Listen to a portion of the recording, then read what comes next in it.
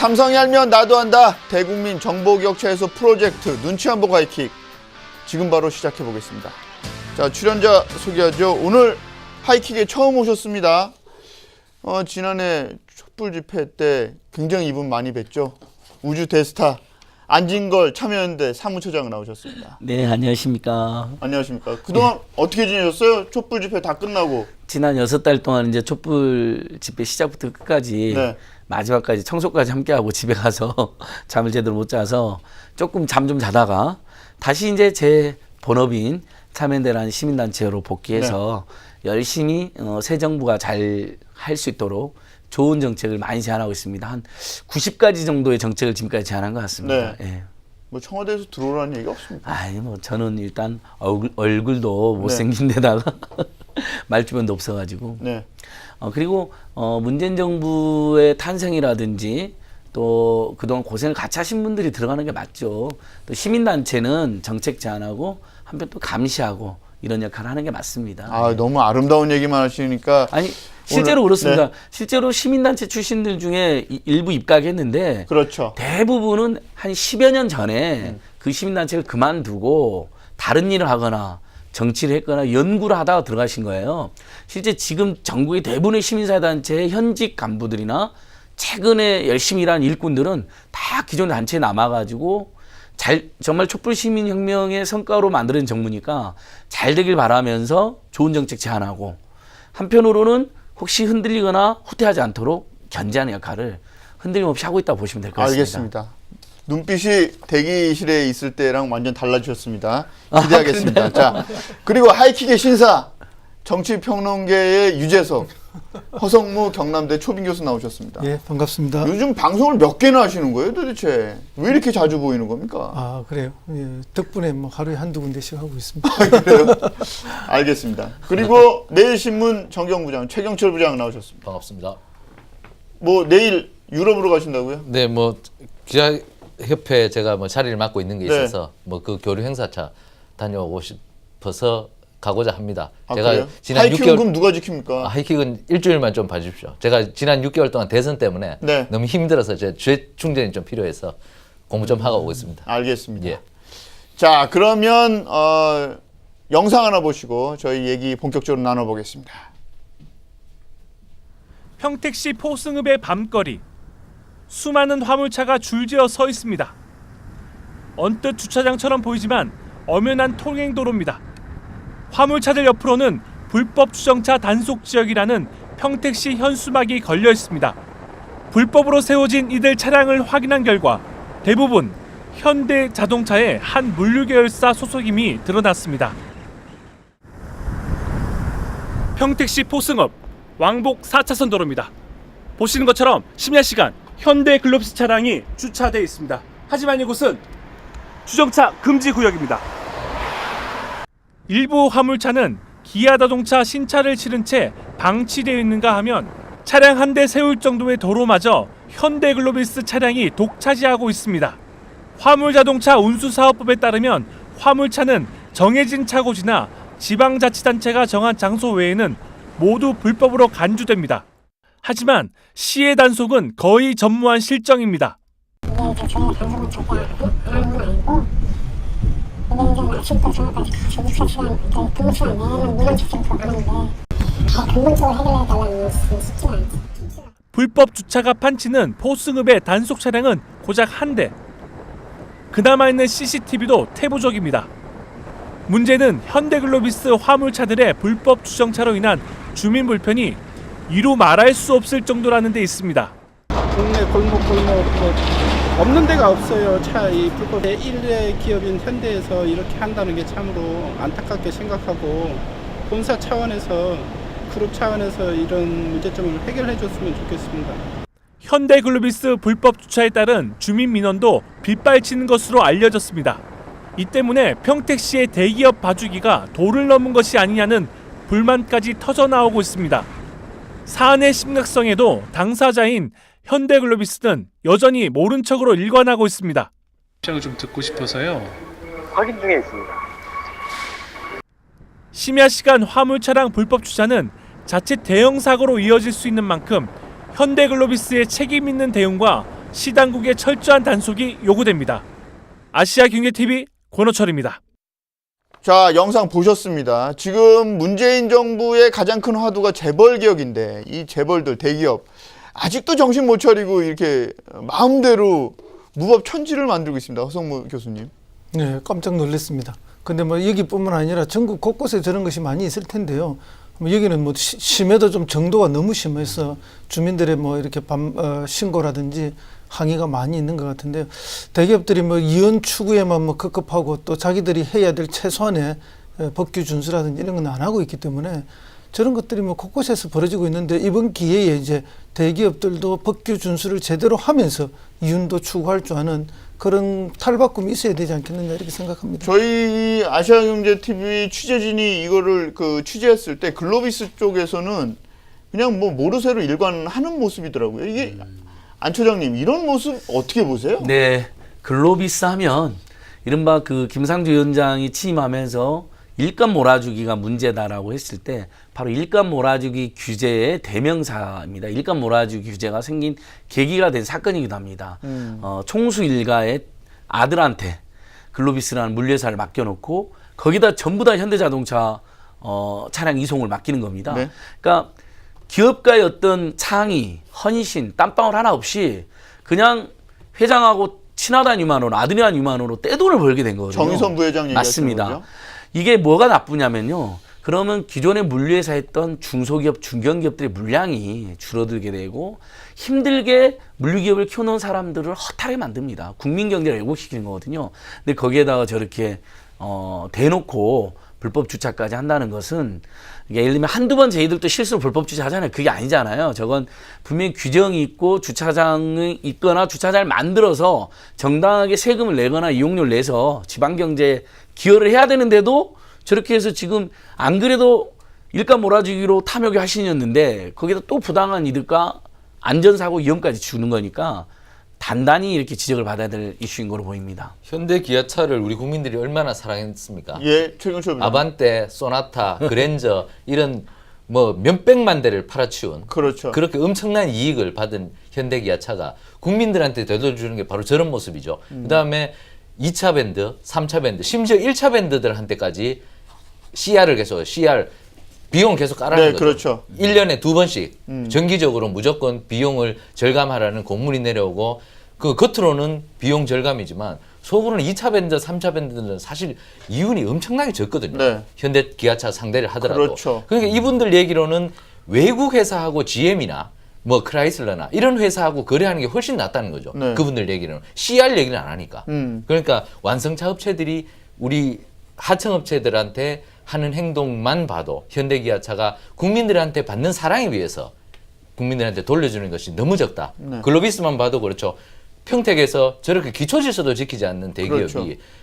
경제질서는 물론 무시하겠죠. 현대기아차 반성해야 됩니다. 저게 진짜 위험한 게 화물차를 저렇게 어두운 데서 그냥 세워놓으면 부산에서도 그런 사건이 한 번 있었잖아요. 일가족 4명이 탄 승용차가 불법 주차된 화물차를 들이받고 일가족이 전부 사망하는 그런 사고가 있었는데 저렇게 세워놓으면 평택시에 있는 평택시장은 무슨 생각으로 저걸 방치하고 있는 걸까요? 아마도 뭐 평택시장은 예, 허성무 글로비스하고 매우 친한 관계겠죠. 왜 그렇죠? 글쎄요. 자유한국당 소속이긴 하던데. 시민들하고 지내야 되는데 네, 대기업하고 더 친한 뭐 이렇게 관료들이 많지 않습니까? 네. 물론 저는 자치단체장이지만 그것은 결국은 이제 기업과 또 관료 또는 자치단체장 등과의 유착이죠. 그런 유착이 일어날 때마다 그 모든 피해는 시민이나 국민이 다 보게 되는 거죠.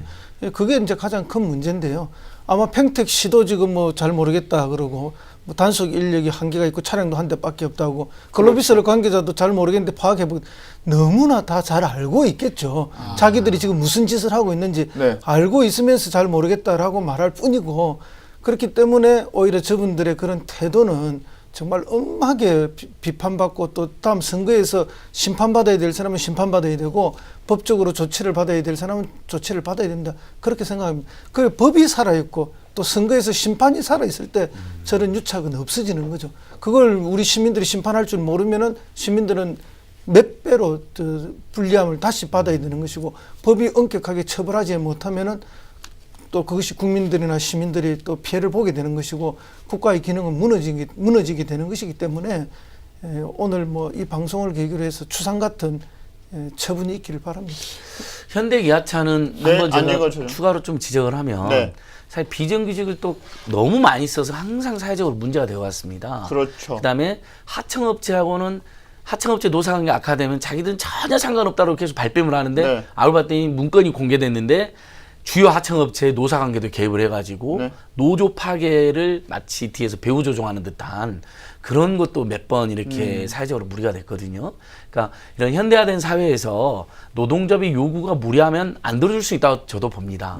다만 비정규직 문제를 해결하기 위한 전 사회적 노력에 대기업이 앞장서야 된다는 거하고 그다음에 합리적인 노사관계를 위해서 오히려 하청업체 사측이 노조를 인정하지 않고 부당노동이라면 온청에서 그건 옳지 않다고 이야기를 해줘야 되는데 뒤에서 오히려 그런 걸 선동해가지고 극단적으로 노사가 충돌하게 만드는데 또 한몫을 한 것으로 지금 평가를 받고 있거든요.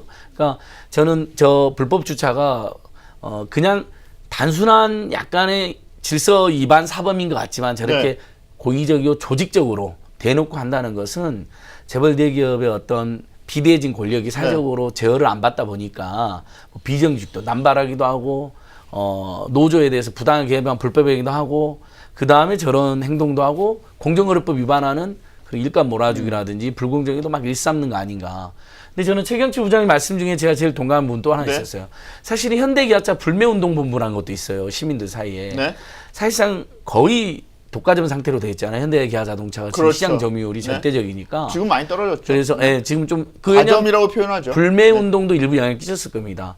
미국에서는 더 저렴하게 팔고 한국에서는 훨씬 비싸게 팔고 네. 미국에서는 분명히 리콜해주는데 한국에는 리콜 안 해줘요.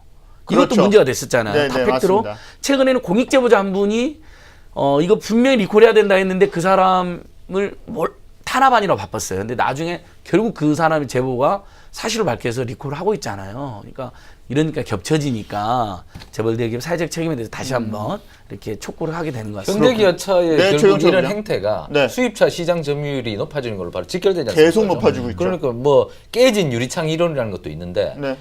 유리창을 약간 깨진 차하고 멀쩡한 차를 두 대를 세워놨더니만 결국에는 약간 깨진 유리창이 있는 차는 결국에는 밤마다 사람들이 와서 다 부셔놨고 하나도 깨지지 않은 네. 그 하나도 멀쩡한 차는 아무도 건드리지 않았다는 건데 현대차가 바로 이런 작은 구멍이 결국 회사를 크게 데미지를 줄 수 있는 그런 걸로 직결될 수 있다고 저는 생각합니다. 최경철 부장님 제가 궁금한 게 하나 있는데 일단 기자 선배시니까 네. 저희 이거를 아시아경제TV 취재진이 이 문제 불법 주차 문제 글로비스의 불법 주차 문제를 취재했을 때 네. 글로비스가 그냥 모르쇠로 일관을 했거든요. 이럴 때는 어떻게 해야 되는 겁니까? 후속 보도를 해야 되는 거죠. 그래서 왜 이렇게 됐는지, 네. 그럼 언제부터 이렇게 됐는지, 평택 씨와 그 유착 관계. 그러니까 글로비스가 어떤 관계가 있는지 네. 그것부터 밝혀내야 하는데 2보, 3보를 계속 내서 네. 저 근절을 시키고 그다음 지금까지 해왔던 관행들이 얼마나 잘못됐다는 것을 다시 한번 재확인시켜 주는 게 필요하다고. 일단 주민들이 너무 불편해하고 있거든요. 위험하고 불편한. 저도 하나 제안드리면요. 네. 저는 우리 안진걸 아시아경제 TV랑 또 네. 우리 아시아경제 신문도 있잖아요. 네. 협동작전 해가지고 뭐 NGO도 붙겠습니다. 저걸 만약에 평택시 내나 네. 주차장에 합법적으로 합리적으로 주차를 했으면 원래 내야 되는 주차비용 같은 거 있잖아요. 그렇죠. 그게 다 일종의 준조세잖아요. 맞습니다. 그거 전부 다 현대 측에 청구해서 평택 시민의 복지 향상이나 꼭 필요한 세수에 활용하면 좋을 것 같아요. 참여연대가 저게- 액션을 취하면 저희가 바로 저게 역사를 쓸 수 있습니다. 저렇게 오랫동안 저렇게 네. 했으면 아마 매덕은 될 거예요. 그렇죠. 예. 지금 근데 지방정부 우리 허성무 교수님 잘 아시지만 굉장히 지방정부 열악하잖아요. 그렇습니다. 예.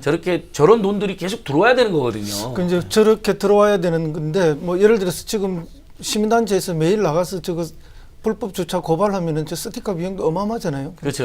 예, 스티커도 안 붙였다면서요, 예, 그런데. 밤마다 이제 그렇게 할 수 있도록 매일 고발 조치도 하고 또 보도도 하고 이렇게 해서 이제 건절시켜야 되는데 그런 사람들의 노력 없으면 저거 뭐 금방 제가 볼 때 또 없었던 일처럼 돌아가고 시민은 또 안전에 위협을 받는 상황으로 가는데 사실은 저렇게 밤에 컴컴하게 주차되어 있는 차량이 얼마나 위험한 거 달려가던 차들끼리는 브레이크도 잡고 이러면서 오히려 충돌을 해도 네. 사망사고가 더 적어요. 근데 정지되어 있는 차에 달려가던 차가 바로 이렇게 부딪혔을 때 벽에 부딪히는 건 벽에 비슷하죠. 부딪히나 전신주 고정된 거에 부딪히는 것처럼 사망사고가 굉장히 많이 일어납니다.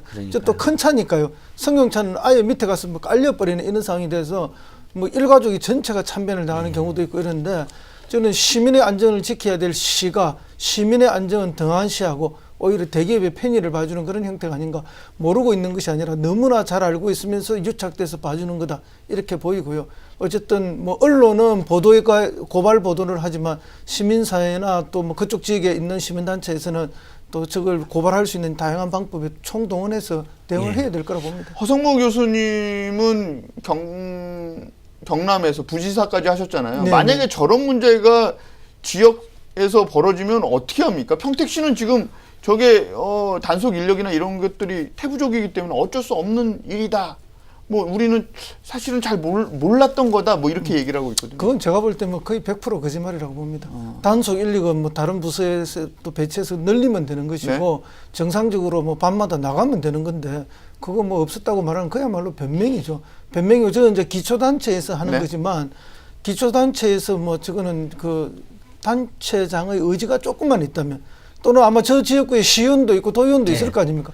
그분들이 조금만 관심을 가지면 저거 있을 수가 없는 일이에요. 그러니까. 주정차 위반은 이제 도로교통법 위반 행위인데요. 지자체뿐만 아니라 경찰도 단속 권한을 가지고 있습니다.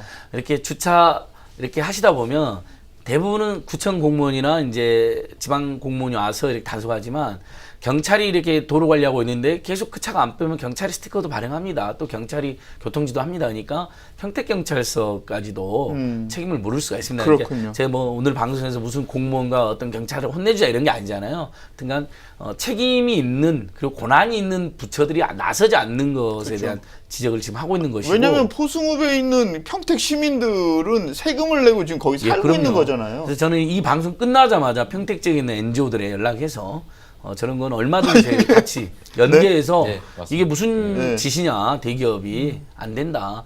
특히 어둠 속에서는 계속 우리 지금 안전 이야기 하는데 저도 그렇게 살벌해 본 적이 있거든요. 아무 생각 없이 운전하고 가잖아 피곤해가지고. 그런 근데 경험이 있으셨군요. 어둠 속에서 특히 이제 일직선상에서는 덜 문제되는데 교차로에서 좌회전했는데 설마 거기에 대형 차량이 트레일러 같은 주차돼 있을 거로 생각하지 못하면 아찔한 상황이 돼요. 그리고 주변에도 그런 사고도 봤습니다. 그래서 빨리 저건 조치를 해야 될 것 같습니다. 알겠습니다.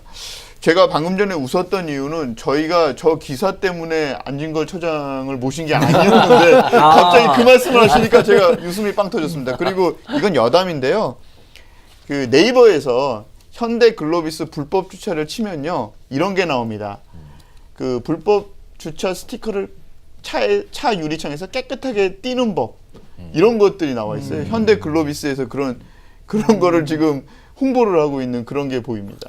아니 그런 거 홍보하고 신경 쓸 게 아니라 자기들이 돈을 들여서 주차장을 만들어야죠. 그러니까요.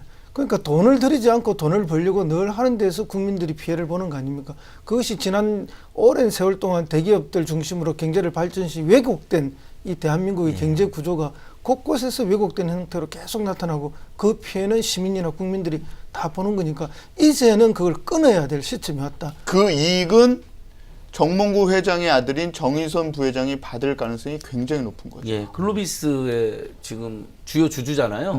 정의선 부회장님.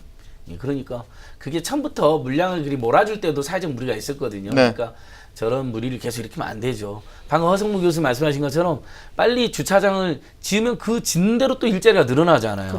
그렇게 사회에 기여를 해야 됩니다. 거기에 주차료를 내고 그럼 평택시 재정으로 그게 들어가면 좋은 것이고. 예, 그런 방향으로 가야죠. 이게 현대 글로비스만 좀 태도를 바꿔주면 모두가 다 좋은 그런 상황인 거네요. 알겠습니다. 그리고요. 박삼구 회장의 손자가 관련된 그 숭이초등학교 폭력 사태 이게 서울시 교육청의 특별 장학 감사죠. 특별 장학에서 이게 감사로 전환이 됐다고 하더라고요. 누군가를 봐줬기 때문이라는데 이것도 이제 뭐 문제가 되는 게 대기업 총수의 손자가 그 사건에 연루가 돼 있어서 분명히 정황상 그리고 주변에 있는 그 목격자들의 증언에 따르면 분명히 연루가 돼 있는데 마치 뭐 어떻게 해야 되나요? 가해자라고 해. 가해 학생은 빠져 있는 그런 것 때문에 지금 사회적인 지탄을 받고 있죠. 이것도 대기업 뭐 돈 있는 사람들의 전형적인 행태 아닌가? 홍준표 지사가 지난 대선 때 물론 우리 예, 교수님 보자. 홍준표 지사님 굉장히 뭐 비판을 많이 하시는데 네네. 홍준표 지사가 지난 대선 때 한 말이 화제가 된 게 있죠, 그죠? 우리나라 검찰은 바람이 불어야 원래 누워야 되는데 바람이 불지도 않는데 먼저 눕는다. 그러니까 그처럼 지금 이 학교에서도 그런 문제 아니겠습니까, 그죠? 미리 진상 조사도 제대로 하지 않고 학생들이 박상구 회장님의 손자가 연루됐으면 학교에서 엄정한 조사를 안 하고 미리 자기들 나름대로 판단을 해버려서 묻어버리는 거죠. 결국엔 이 특별 장학으로 끝날 것도 결국에 감사로 가고 그렇죠. 결국엔 이렇게 되면 수사로 갈 거 아닙니까, 그죠? 그렇죠. 그 감사 결과를 또 고발할 테니까 맞습니다. 수사기관에 네, 맞습니다. 이렇게 물론 수사를 받아서 물론 형사 미성년자니까 처벌은 받지는 않겠지만 네. 그래도 어린애가 또 조사는 받아야 되거든요. 아예 처벌은 받지 않더라도. 그러니까 이 어린애가 얼마나 또 크게 문제가 돼서 상처를 받겠습니까? 학교 내에서 학교폭력위원회 차원에서 끝날 문제를 결국에는 여기까지 간 것은 학교 당국자들이 재벌이나 연예인 애들에 대해서 특별한 대우를 하고 있는 것 자체가 문제라는 거죠. 그러니까 우리나라 사람들 스스로가 너무나 돈과 권력에 스스로 굴복해서 자기가 정확하게 하면 될 텐데 스스로 굴복해서 결국 문제를 키웠고 결국 언론에 나서 학교도 이미지를 망치고 결국에 박상구 회장님까지 이렇게 이름이 거론되면 그러니까요. 얼마나 이분도 박상구 회장만 지금 거론되는 얼굴에- 게 아니고 후계자인 박세창 사장도 거론되고 그러니까요. 있습니다. 스스로 얼굴에 죄를 뿌리는 결과를 만들었지 그러니까요. 않습니까? 예. 그러니까 학교 당국이 스스로 누웠다. 바람이 불기도 전에 저는 학교 당국이 1차적으로 가장 큰 책임이 있다고 생각합니다. 전 여기서도 예, 안진걸 처장. 한국 언론도 약간 문제점이 느껴졌던 게요. 네. 처음에는 그 유명한 연예인 그분의 자제분 이야기만 나오는 거예요. 재벌은 탤런트 윤소라. 예, 윤소라 씨라고 다 나왔으니까 네. 그분 이름은 실명으로 나오는데 계속 오히려 재벌가는 모 재벌의 손자, 모 재벌 그 아들 뭐 이렇게 자식으로 그렇죠. 나오는 거예요. 맞습니다. 저는 정말 누군지 궁금했는데 이제 결국 이렇게 박상구 여기 회장, 총수 일가 예, 구모그룹 금호그룹 회장. 쪽이라는 네. 게 이제 확인이 됐는데 그렇죠. 저는 이 사건 보면서 저희들이 이제 사실 고발하는 거 안 좋아하지만 어쩔 수 고발하는 경우가 있잖아요. 대한항공 조현아 전 부사장 저희들이 고발했었는데 땅콩향 그 때. 유명한 네. 땅콩향 사건 때 네. 그때 그것도 결국 물론 하지 말아야 될 짓이었고 그렇으면 최대한 그걸 빨리 인정하고 사과하고 위로하고 국토교통부가 제대로 조사했으면 아주 작은 해프닝이 될 수도 있었던 사건이에요. 물론 맞습니다. 땅콩향 자체는 네. 엄중한 사건이죠. 왜냐하면 안전에 큰 위협을 줬으니까. 근데 국토교통부가 봐줬잖아요. 대한항공하고 유착돼가지고. 그래서 어마어마한 사건이 된 거잖아요. 조현아의 참의 그런 갑질과 땅콩향에다가 그걸 은폐하고 숨겨가지고 큰 사건이 됐는데. 그렇죠. 전과를 보면서 이제는 숨길 수 있는 진실이라는 건 없습니다. 한국 사회가. 많은 국민들과 시민들이 너무너무 똑똑해지셨고 민도가 높아요. 이런 걸 용납하지 않잖아요. 그다음에 온갖 SNS라든지 정보가 넘쳐나서 반드시 알려지게 되어 있습니다. 저는 이 사건은 처음부터 숭이 초등학교에서 네. 최경철 부장님 말씀 잘해주신 것 같아요. 오히려 권력 있고 돈 있는 사람들의 자제들이 역차별 받는다는 느낌이 좀 든다 하더라도 오히려 더 꼼꼼히 조사받는 거죠. 그런 경우는. 그래서 돈이 권력 있다고 해서 내가 역차별 받았단 말이 나올 정도로. 네, 그래서는 안 된다고 저도 생각하지만, 근데 그러면 사회가 정상화되는 거잖아요. 그렇죠. 오히려 돈 있고 권력 있는 사람이 연루된 사건에서는 그자들에 대해서는 더 꼼꼼히 조사를 받는다. 그럼 그 사람 더 조심할 것이고, 그렇게 은폐된 일이 없어지는 거거든요. 근데 이건 아직도 구태가 반복된 거죠. 봐준 거잖아요. 그런데 이제 말씀 중에 나왔던 게 지금 앞서서 우리가 봤던 현대 글로비스 불법 주차 때도 평택 씨가 나오고 숭이 초등학교 학폭 사태 때도 뭐 학교 당국이 나와 있고 그리고 땅콩회항 때는 또 국토부가 연루돼 있고요. 이게 꼭 행정 쪽에 이 부처나 이 행정을 처리하는 기관들이 꼭 끼어 있네요. 그렇죠. 교수님. 그 부처나 행정기관들은 어쨌든 그 뭐 이해관계가 있는 업체 또는 뭐 사람들하고 오랜 세월 유착되어 있는 게 사실입니다. 네. 그렇기 때문에 뭐 누가 무슨 개혁을 하나 하려고 탁 손을 대면은 오히려 그런 분들이 더 앞장서서 개혁을 방해하는 경우가 많죠. 왜냐하면 오랫동안 유착돼 있던 업체 쪽에 먼저 정보를 흘려버리고 알게 해주고 이런 게 있고, 이번에 언론도 그 숭유초등학교 그 재벌 회장님 이름을 말 안 한 건 왜 그렇겠습니까? 그 재벌이 광고주지 않습니까? 그러니까 제일 먼저 찍히고 싶지 않은 거죠. 누군가가 먼저 이름을 말해야 그때는 다 보도하면서 네. 먼저 보도해서 그 재벌에 찍혀서 광고 끊어지는 거 원치 않으니까 그런 조심성들이 다 있었던 거죠. 알아서 먼저 눕는 거죠. 그런 것들이 뭐 다 있고, 실제로 행정기관에서도 뭐 특히 업체들하고 유착돼 있는 공무원들은 위에 상사의 지시보다는 업체의 눈치를 먼저 보는 경우가 간혹 있습니다.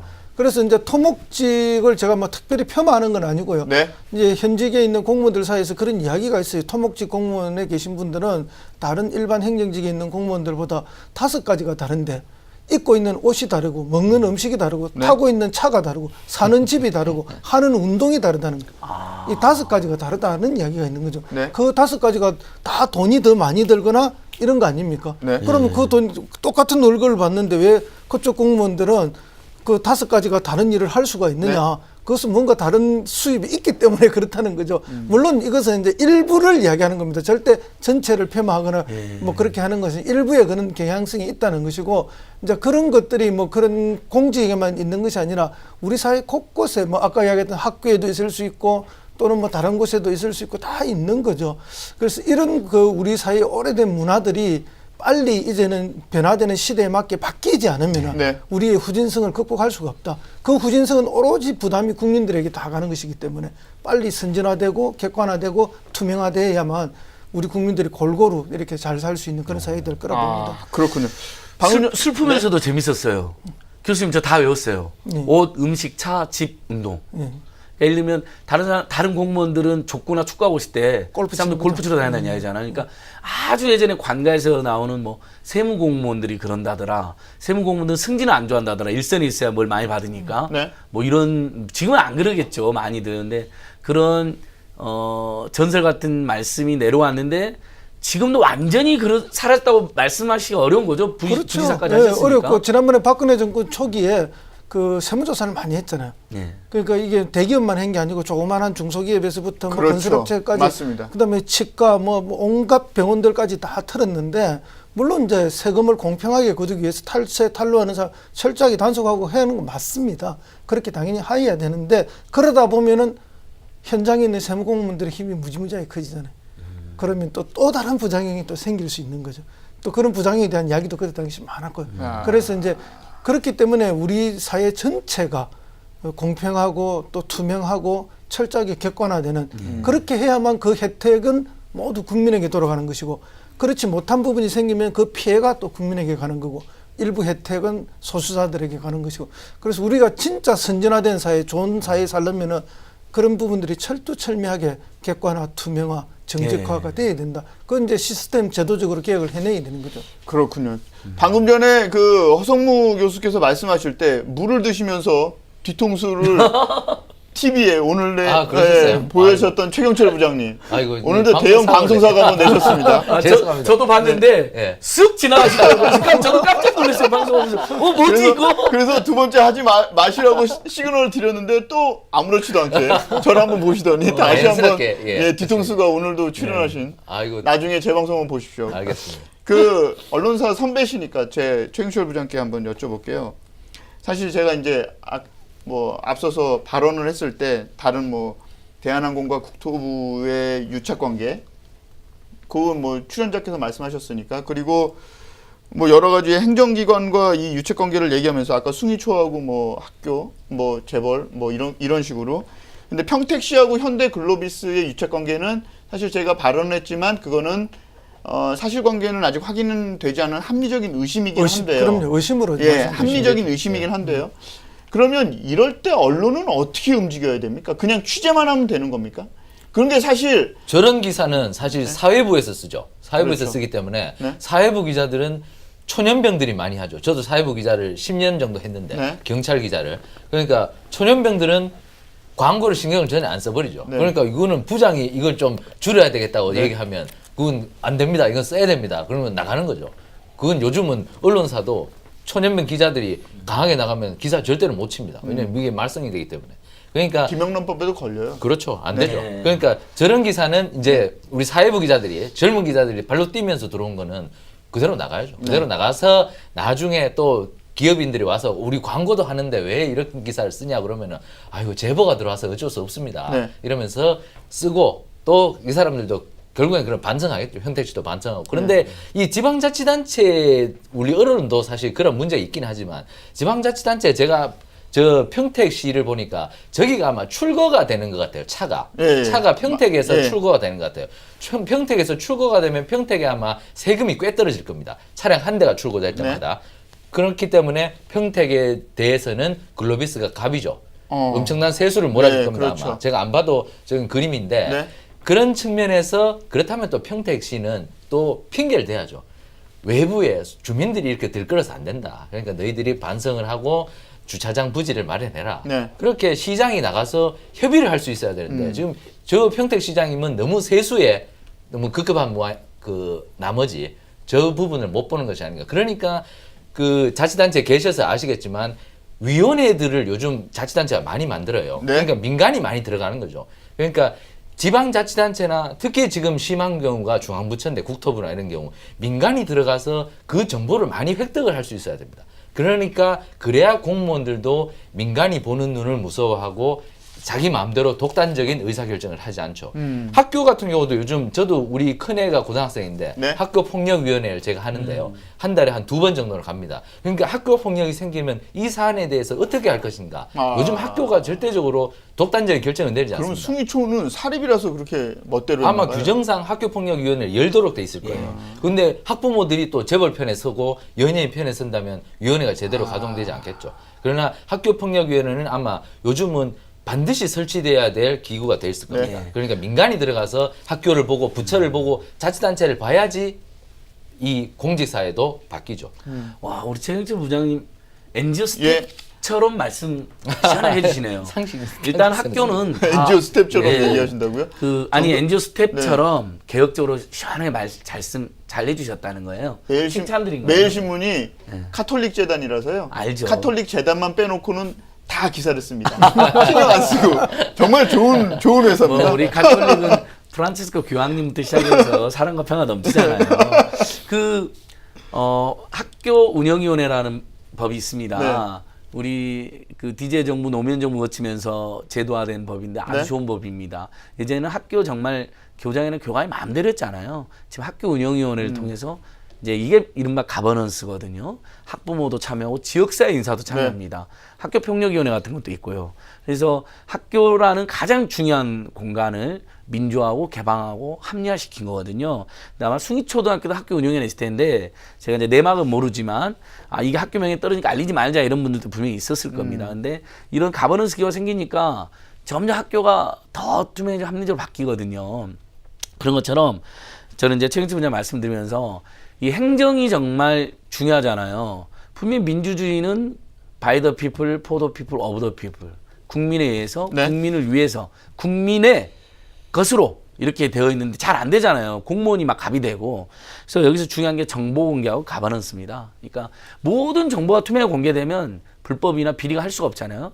그 다음에 최영철 부장님 말씀하신 것처럼 여러 민간위원이라든지 뜻 있는 언론인들도 가버넌스 그게 들어가면 공무원 함부로 할 수가 없어요. 네. 이제 그것 때문에 이제 협치를 위해서 그 김대중 정부에서 최초에 만들었던 게 뭐냐면 주민자치위원회예요. 네. 그래서 동사무소 조직에서부터 주민자치가 일어나서 협치가 되도록 뭐 협치를 넘어서 자치 수준을 해라 했는데 이걸 하니까 또 뭐 시의원, 구의원들이 또 견제하고 또 뭐 이렇게 공무원들이 견제해가지고 지금 아직 이게 정상화가 잘 안 되고 있어요.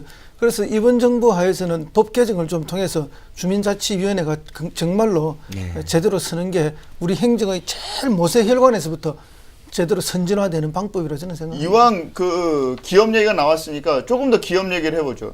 사실 질문지에는 문정인 교수의 미국 발언 가 문제다. 뭐 이런 질문인데 제가 그거를 건너뛰고요. 이거 한번 여쭤볼게요. 통신사들이 요즘 이럴 거면 차라리 정부가 우리를 인수해서 당신들이 운영해라. 이 말에 대해서 어떻게 생각하세요? 굉장히 오만한 말이라고 생각하죠. 그동안 허성무 뭐 교수. 통신사들이 얼마나 그 담당 부수와 로비해서 잘해왔습니까? 그리고 어마어마한 그 돈을 벌고 있지 않습니까, 매년? 그럼에도 불구하고 우리의 통신비는 세계에서 가장 비싼 통신비 아닙니까? 왜 내릴 게 없겠습니까? 내릴 게 많죠. 그럼에도 불구하고 이런 태도로 정부 너가 인수해라라는 수준으로 나온다면은 차라리 통신사를 몇 개 더 허가를 해줘갖고 무한 경쟁을 시키는 게 저는 맞다고 봅니다. 그렇게 해서 국민들에게 서비스 제대로 하고 요금 내리는 데는 살아남고 그렇지 않는 데는 도태되게 만드는 무한 경쟁 시스템을 만들어야 된다. 그렇게 가야지 세 개만 가지고 지금 독과점 형태로 하니까 완전히 정부조차도 지금 우습게 알고 이렇게 이런 태도로 나오는 거 아닙니까?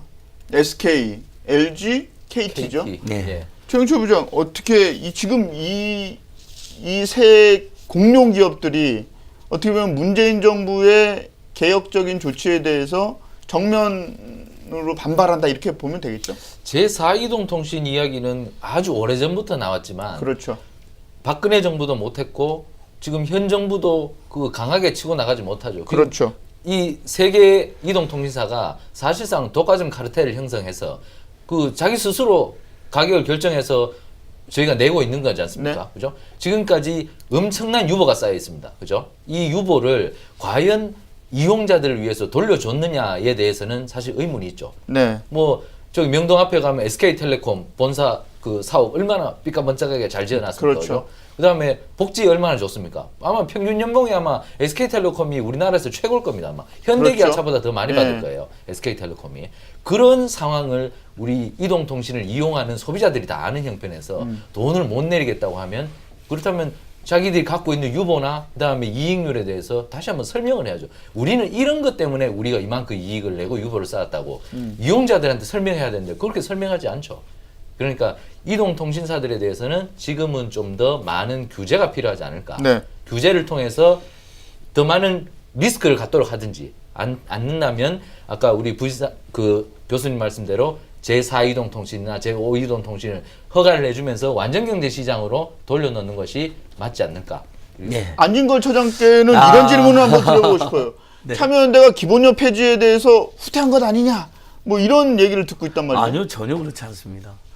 입장을 좀 간단히 설명해 주시죠. 미래부가 네. 국정기획자문위원회에서 모든 국민의 기본 요금을 폐지하자. 네. 그러니까 미래부가 안 된다고 해서 지금 국정기획자문위원회가 그럼 2G, 3G 폰에서만 폐지하자 이런 네. 안이 나왔다가 지금 그것마저도 지금 빠진 거로 추정되고 있거든요. 내일 11시쯤에 그 국정기획자문위원회의 통신비 인하 방안이 발표될 예정인데 네네. 저는 굉장히 걱정을 많이 하고 있습니다. 2G, 3G 폰뿐만 아니라 모든 정액요금제도 기본 요금이 11,000원씩 깃들여 있습니다. 네. 그 11,000원을 깔고 거기에 초기 이용 할당량, 음성 문자 데이터를 얼마 쓰면 뭐 당신은 35,000원, 뭐 좀 많이 쓰시면 55,000원. 예전에서 5사 요금제 많이 가입돼 있었고 데이터 전용 요금제도 보면 6만 원대나 5만 원대 요금제가 많습니다. 네. 데이터 좀 쓸 수 있으려면 그렇게 했는데 그래서 집집마다 통신비가 평균 15만 원 안팎, 많이 나오는 집은 40만 원 안팎까지 나옵니다. 거기에 만 원씩 4인구 기준으로 만 원씩만 줄어들어도 한 달에 5만 원 정도의 그런 그렇게 생각하면 크네요. 예, 전략이 되고 내수 진작, 소비 진작 효과가 발생합니다. 굉장히 중요한 이슈거든요.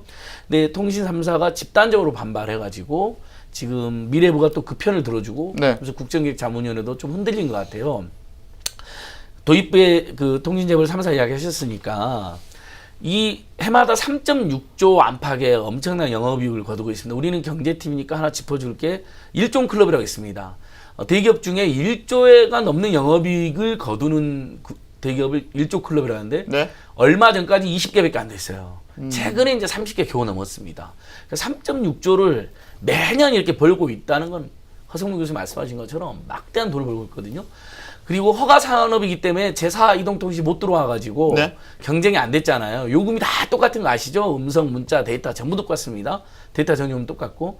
그러니까 독과점 상태에서 허가 산업으로서의 이득은 다 보다가 정부가 나서 규제 조금 하려고 그러니까 그동안은 규제 때문에 엄청난 돈을 벌었던 건데 근데 정부가 나서 규제 좀 하려니까 그러면 정부가 직접 사업을 해라. 왜 민간 시장 개발하냐는 정반대의 태도를 취하는 겁니다. 그러니까 국민들이 그러니까 열받는 거예요. 예. SK텔레콤은 사내보금 우리 최경주 부장 말씀했는데 17조 정도가 쌓여져 있습니다. 그렇군요. 최 부장님. 배당이나 이런 거 네. 전부 다 엄청나게 해줍니다. 근데 통신 미나마는 못 했다는 지금 예, 뭐 국민들 안 처장께서 열받는 거죠. 말씀하셨지만 정부가 나서서 좀 개혁을 해보려고 했더니 반발하고 있다. 최 부장님 그 청와대 출입하고 계시죠. 이 문재인 정부의 재벌 개혁에 대한 이 동력 어느 정도라고 봐야 됩니까? 오늘 대통령께서 일자리위원회 위원장을 겸하고 계시죠. 네. 문재인 대통령이 자기 스스로 내가 일자리위원회 위원장을 하면서 일자리에 대해서는 확실히 한번 챙겨보겠다고 공약을 하셨고, 그다음에 대통령으로 취임하시자마자 가장 강하게 밀어붙이고 있는 것이 일자리인데, 네. 일자리를 내놓으라 기업들은. 근데 지금 이동통신사들도 내부 유보 이렇게 많이 쌓으면서 사실 요금 안 내려주면 아까 우리 처장님 말씀대로 가구당 통신비 이렇게 많이 지출하면 가구에도 힘들고 결국에는 일자리 만들기도 힘들어지는 거죠. 뭐 이동통신사들이 저렇게 많이 이익을 많이 쌓지만 일자리 많이 늘리고 있지 않지 않습니까? 그럼 예를 들어 4이동통신, 5이동통신 하나씩 더 만들면 그만큼 일자리 더 늘어나는 거죠. 그럼 대통령께서 오늘 말씀하신 거는 기업들이 일자리를 만들고 나누는 데에 신경을 쓰지 않으면 안 된다는 강한 메시지를 오늘 전달을 했고요. 그 대신 그것을 하면 나도 친기업이라는 얘기를 듣겠다. 기업들을 업어주겠다. 내가 친노동 아니다. 나는 기업들이 역할 변화가 있다면은 친기업이라는 얘기도 과감히 듣겠다. 이 메시지를 전달했으니까 특히 재벌들 지금 일자리 안 늘리고 있지 않습니까? 내부 그렇죠. 유보 엄청나게 쌓아놓고 있죠. 그렇죠. 삼성전자 내부 유보 엄청납니다. 맞습니다. 그 부분에 대해서 변화를 요구를 했기 때문에 그 부분에 대해서 이제 재벌들이 숙제를 하는 거죠. 그리고 참여연대 얘기가 자꾸 나와서 그런데 최근에 국세청에다가 뭐 예. 질의서를 하나 보냈어요. 근데 삼성 비자금 관련 질의서를 보냈는데 이거 김용철 변호사 사건 이후에 뭐 이렇게 검찰이 수사해가지고 이거 다 해결된 문제 아니었어요? 그러니까 왜 다 옛날 걸 다시 꺼내가지고 당시에 다 해결이 안 되긴 했었죠. 왜냐하면 오히려 비자금을 폭로한 분들이 이제 곤욕을 치르고 네. 그 비자금 특검이 있었는데 그게 선친으로부터 물려온 자금이다 해가지고 이병철 예. 회장한테 이건희 회장이 예. 물려받은 재산이다. 그래서 뭐 재산 이렇게 오히려 된 거죠. 늘려줬다라는 이제 세간의 비판을 당시 네. 받았었는데요. 근데 최근에 이제 한겨레 신문이나 추정 60분, KBS 추정 60분 보도로 네. 알려진 건데 이건희 회장 일가의 인테리어를 도맡아 하던 분들의 한남동 자택 얘기하신 그렇죠. 거죠. 자택에서 1년 번호 이제 수표를 받았는데 뭐 세금 영수증을 떼지 말라고 했다든지 이러면서 삼성에서 비자금 일부라고 또 이렇게 인정해준 내용이 나옵니다. 네네. 경찰 수사도 하고 있고요. 네. 그렇다면 당시 국세청이 다 정리를 못한 거 아니냐. 그럼 도대체 삼성은 지금 비자금 일부라는 해명까지 나와 있는데 차명계좌에서 나온 그렇죠. 그렇다면 차명계좌를 다 정리를 안 하고 지금도 용인해주고 있는 것이냐. 차명계좌나 비자금이 남아있다는 것이냐에 대해서 국세청이 나서서 조사를 해야 된다. 지금 이 사건이 큰 사건이거든요. 크죠. 예, 인테리어에서 몇십억이 오고 간 사건인데 네. 세금 영수증을 떼지 마라. 128억 예, 겁니다. 세금 네. 그러니까 최소 수십에서 네. 수백억씩 온 건데 세금 영수증을 떼지 마라고 되어 있는 것이고 그 수표 정체가 어디서 나왔느냐? 회사 돈이었으면 횡령이 되는 것이고요. 그렇죠. 삼성물산이나 이런 맞습니다. 나왔으면 만약 개인 돈이었으면 출처는 무엇인데 왜 세금을 못 떼게 하냐? 그러면 비자금이거나 차명계좌가 아직도 있는 거구나. 이런 합리적인 유추 가능해서 국세청이 조사를 해라고 이제 제가 촉구한 겁니다. 국세청이 할 수 있을까요, 허성무 교수님? 글쎄 국세청이 마음만 먹으면 얼마든지 할 수 있겠죠. 근데 마음을 잘 안 먹잖아요, 이 사람들이. 그게 항상 문제 아닙니까? 삼성 차명계좌 문제는 굉장히 민감한 문제이기 때문에 그렇죠. 그러니까 이제 삼성이나 대기업의 권력이 국가 권력을 이미 넘어서서 네. 국가기관들조차도 이 기업 권력, 경제 권력의 눈치를 보고 있다. 그것이 이제 권력의 크기만 그런 거냐 뿐만 아니라 오랜 세월 동안 유착되어 오면서 국민에게 충성하는 공직이 아니라 일부 대기업에 충성하는 공직으로서의 자세들이 딱 굳어져 있는 거 아닙니까? 네. 물론 뭐 대관 업무하시는 분들의 오랜 관계도 있겠지만 그걸 또 더 뛰어넘는 관계들까지 있지 않습니까? 그런 네. 것들 때문에 국세청이 쉽게 움직일 것이다. 저는 뭐 그렇게 보지는 않는데요. 그러려면 결국은 청와대의 결심이 필요하다 봅니다. 청와대에서 강력한 의지 없이는 잘 안 움직이고 실제 청와대가 강력한 의지를 보여도 뭐 국세청이라든지 검찰이라든지 이런 사람들은 자기 논리로 오히려 청와대의 명령에 또는 뭐 지시에 몽리를 부리는 경우까지도 많이 있기 때문에 한번 지켜볼 문제라고 생각합니다. 그러니까 검찰, 국세청, 네, 안진걸 처장. 검찰, 경찰, 네. 국세청, 국정원, 공정위 5대 권력기관이거든요. 이 사람들이 퇴임하면 삼성으로 갑니다. 로펌으로 자꾸 가고. 이제 뭐 그 자체를 뭐 막을 수는 없겠죠. 물론 이제 우리가 공직윤리법으로 제한도 일부 하지만. 네. 근데 최소한 직업윤리는 있어야 되는 거잖아요. 재직 중에 봐주고, 그 다음에 또 그만두고 또 가서 큰 돈을 버는 구조로 되어 있거든요. 네. 그렇게 해서 계속 재벌들의 이런 탈법, 편법, 불법 비리가 근절이 안 되는 겁니다. 근데 국민들이 지난 6개월간 촛불 시민혁명했을 때 박근혜 최순실 게이트에 대한 분노뿐만 아니라 한국 사회가 근본적으로 헬조선이 된 데는 이런 재벌 대기업 중심으로 너무나 불평등하고 불공정하고 그렇죠. 불법적인 경제, 사회, 정치, 경제, 사법 구조까지 있는 거에 대한 분노가 엄청난 거거든요. 네. 그래서 저는 새 정부가 뭐 엄청난 혁명을 해라는 거 아닙니다. 시민단체들도 그렇게 막 이상적인 것만은 아니에요. 개혁에 저항하는 색도 또 분명히 있고 시간도 걸리잖아요. 부디 그래도 검찰개혁, 국정개혁, 재벌개혁은 심지어 국회에서 시간이 좀 걸려도 좋으니까 제대로 해나가라는 꽃을 들고 싶고 국민들이 지금 그걸 간절히 바라고 있다고 생각합니다. 근데 역대 어느 예, 정권, 허성무 군사 정권이든 독재 정권이든 또는 뭐 이렇게 약간의 뭐 민주 정부든 이렇게 어느 정부든지 초기에는 뭐 개혁한다고 말을 뭐 그게 진심이든 가짜든 포장을 이렇게 했다가 이게 뭐 조금만 지나면은 관료들의 포위되고 재벌의 포위가 돼서 그 금방 무너졌던 그런 경험들을 우리가 다 가지고 있습니다. 그렇죠. 그래서 결국은 문재인 대통령과 문재인 대통령을 둘러싸고 있는 핵심 권력들이 얼마나 이걸 잘 이해하고 헤쳐나갈 수 있느냐 하는 게 굉장히 중요하다고 저는 보고요. 이 뭐 관료들을 같이 갈 수밖에 없고 관료들을 등용하고 함께 할 수밖에 없지만 관료들에 의해서 포위되는 일은 없어야 된다. 그 부분에 대해서 권력의 핵심들이 명확한 의지와 이해를 갖고 있어야만 대한민국을 한 단계 더 업그레이드 시킬 수 있고 나라를 나라답게 만들어 달라는 촛불 민심에 그래도 절반이라도 부응할 수 있다고 생각합니다. 뭐 그 촛불 민심의 전부를 부응할 것이다. 저는 뭐 그런 기대까지는 안 가지고 있고 절반이라도 부응이 예. 된다면 한국 사회가 엄청나게 변화 발전할 거라 봅니다. 교수님 말씀드리니까 희망적인데요. 예, 교수님께서는 안진걸 이제 소장. 노무현 정부 때 비서관도 하셨고 또 그 경남도청에서 또 이제 정부부지 하셨잖아요. 그리고 지금 현 정부의 개혁적인 분들하고도 교분이 깊으신 거로 아는데 사실 NGO들도 지금 교수님 말씀하신 내용을 계속 직간접적으로 이렇게 호소하고 정책 제안하고 있는 거거든요. 근데 교수님께서도 그런 이야기를 많이 지금 전해주고 계시는 거죠. 좋은 의미로. 그러니까요. 예. 우리가 권력에 대해서 감시도 하고 비판도 해야 예. 되지만 동시에 또 그 NGO들도 권력을 보호해 줄 필요도 있다는 거죠. 그러니까 문재인 정부하고 노무현 정부를 우리가 비교를 한번 해보면은 그때는 창출만 해놓고 비판만 하고 막 이렇게 했는데 이번에는 창출했으면은 비판도 하면서 또 때로는 그 기득권 세력으로부터 공격받을 예. 때 보호도 해주는 역할도 이번에는 동시에 해주셔야만 이 권력이 그나마 그 촛불 민심이 요구했던 그런 개혁들을 절반이라도 할 수 있지 않을까 저는 뭐 그렇게 그런데 뭐 무슨 말씀인지는 알겠는데 지금 그 개혁 대상으로 지목된 대기업들이나 재벌들을 그리고 그들과 일부 결탁하는 일부 공무원들은 문재인 대통령의 지지율이 떨어지기만을 바라고 있겠네요. 최규실 부장님. 그렇죠?